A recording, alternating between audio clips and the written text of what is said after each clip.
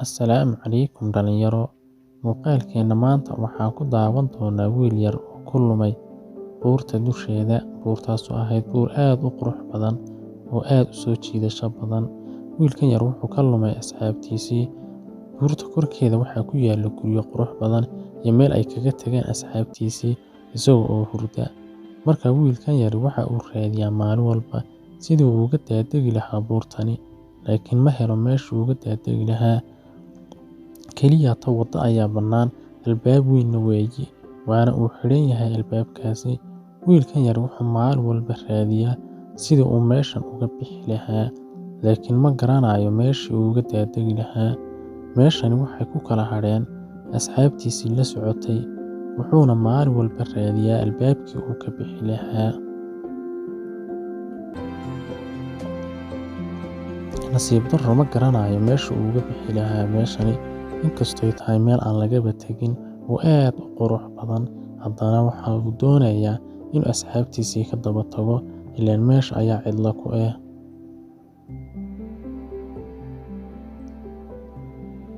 Meeshan aadka u quruxda badan, soo jiidashada badani, haddana uma fiicna wiilka yar, waayo wuxuu doonayaa inuu asxaabtiisii la ciyaaro oo uu u tago.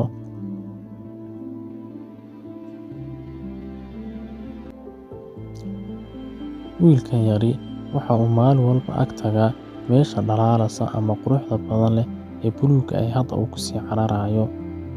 Meeshani waxaa yaalla dhagax aad u weyn, dhagaxaas oo rajaynayo inuu ka helo furihii uu albaabka kala bixi lahaa. Albaabkani waa albaab aad u weyn oo kaliya waxaa ka bixi kara qof garanaya farsamada. Laakiin albaabka uu ka baxays leeyahay waa albaab aad u adag oo la dhaafi karin. Hadda wiilka yari waa kana waxa uu raadinayaa fursaddii uu meeshan uga daadegi lahaa, laakiin uma eka mid ku guuleysanaya inuu kaga daadego meeshani. Muuqaalkeena ayaan ku daawan doonaa meeshan aadka u quruxda badan iyo wiilkan yari waxa uu damacsan yahay iyo meesha ay ku dambeyn doonto noloshiisu.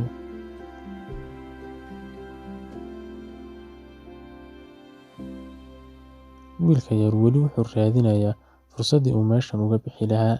Meeshan aadka u quruxda badan, wiilka yar wuxuu doonayaa inuu ka baxo, laakiin fursad uma helin weli sidii uu uga bixi lahaa.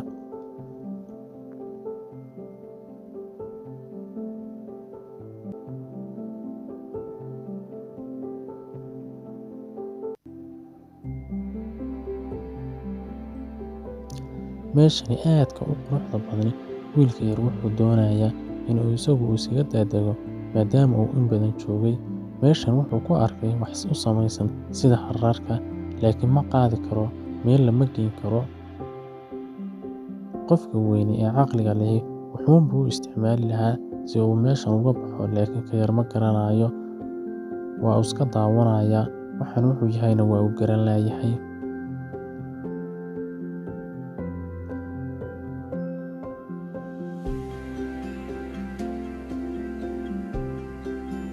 Wiilka yar weli waa uu dhex socdaa meesha buurta korkeedii, wuxuuna rabaa inuu ka daadego, laakiin fursaddii uu kaga daadegi lahaa weli ma uusan helin. Mar walba wuxuu u soo cararayaa dhanka dhagaxii, laakiin dhagaxani waxa uu ka waayay furihii.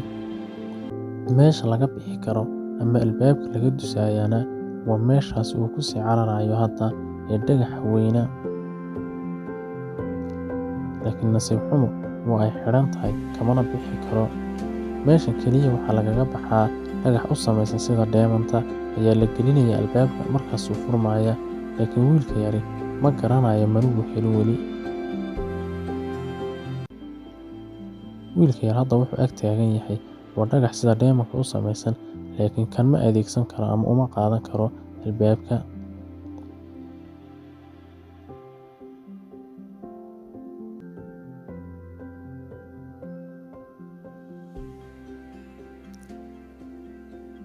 Wiilkan yari waxa uu ku dhex dawaqsan yahay oo mar walba dhinac u dhex cararaya waa kayntan quruxda badan leh ee buurta korkeeda ku taalla.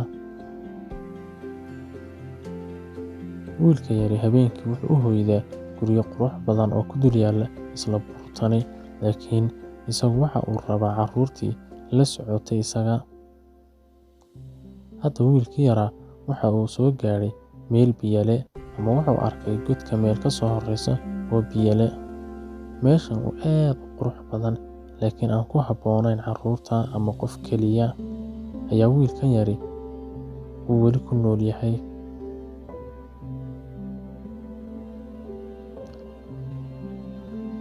Wiilkii yaraa wuxuu bilaabay in uu biyihii iskaga dabaasho, ama uu iska dhex galo oo uu iska dhex socsocdo. Inkastaanu garanaynin dabaasha, haddana meeshu ma liqayso oo lugihiisa ma wada qarinayso. Sidaa darteed waa uu iska dhex taagan yahay, waana iska dhex tamaashaadaya.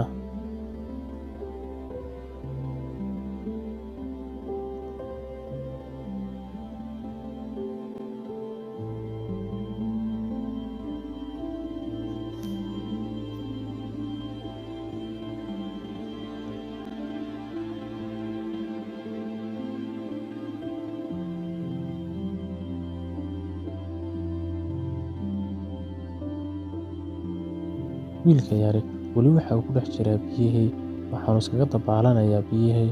Dhinac wuxuu arkayaa waxyaalo qurux badan oo uu ku iloobayaa cidlada.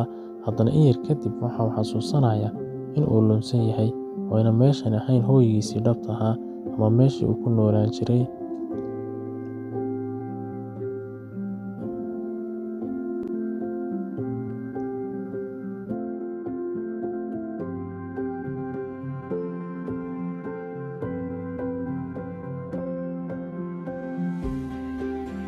Wiilka yari waxa uu iskaga dabaalanayaa biyahani.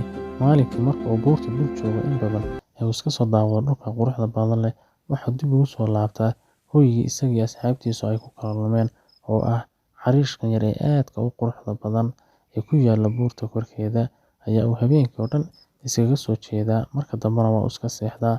Meeshan uu joogo hadda waxa ugu shidan dab.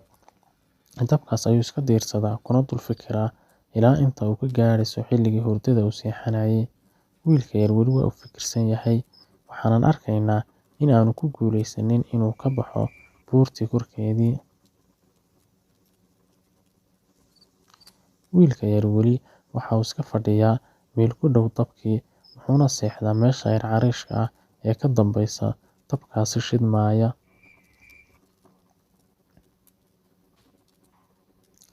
Wiilka yari wuxuu mar walba ka fikirayaa sidii uu meeshan uga bixi lahaa, laakiin fursad uma helin weli sidii uu kaga bixi lahaa meeshani.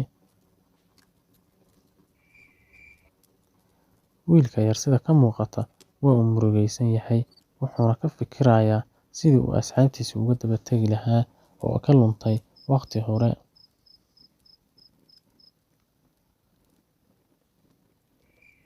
Wiilka yar habeenkii fiidkii halkan ayuu iska soo fadhiistaa ilaa inta ay ka gaadhayso waqtigii uu seexanayay.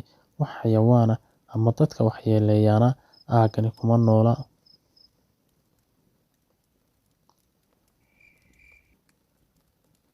Wiilka yari cid la joogtaa ma jirto, waa cidlo, cidna uma dhowa. Waxa uu halkan joogaa muddo dheer, oo waxa uu u dhow yahay in uu la qabsado oo halkan ku noolaado. Meeshan waa meeshii asxaabtiisu kaga tageen, gaadhigaas ayayna wateen. Dhammaan asxaabtiisa buurta way ka tageen, wayna ka lugeeyeen, laakiin nasiib darro isagoo guriga hurda ayay kaga sii tageen oo ay ku ilaabeen asxaabtiisii.